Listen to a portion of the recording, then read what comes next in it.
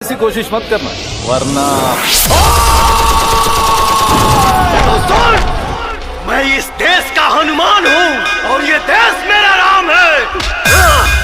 सीना चीर के दिखा दूंगा, अंदर बैठा हिंदुस्तान है, बैठा हिंदुस्तान है।